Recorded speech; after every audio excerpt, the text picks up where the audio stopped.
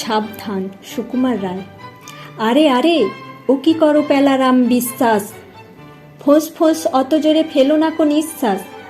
জানো না কি সে বছর ওপাড়ার ভূতনাথ, নিঃশ্বাস নিতে গিয়ে হয়েছিল কুপকাত। হাঁপ ছাড়ো হ্যাঁস ফ্যাঁস ওরকম হাঁ করে, মুখে যদি ঢুকে বসে পোকামাছি মাকড়ে।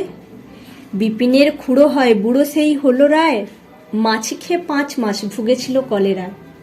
তাই বলি সাবধান, করো না কো ধূপধাপ, টিপি টিপি পায়ে পায়ে চলে যাও চুপচাপ।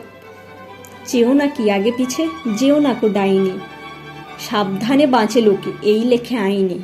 পড়েছ তো কথামালা, কে যেন সে কি করে, পথে যেতে পড়ে গেলে পাতকর ভিতরে। ভালো কথা, আর যেন সকালে কি দুপুরে, নেও না কো কোনো দিন ঘষেদের পুকুরে। এরকম মোটা দেহে কি যে হবে কোন দিন, কথাটাকে ভেবে দেখো কীরকম সঙ্গীন। চট কেন হয় নয় কে বা জানে স্পষ্ট, যদি কিছু হয়ে পড়ে পাবে শেষে কষ্ট। মিছি মিছি ঘ্যান ঘ্যান কেন করো তক্ক, শিখেছ জ্যাঠামো খালি ইঁচড়েতে পক্ক।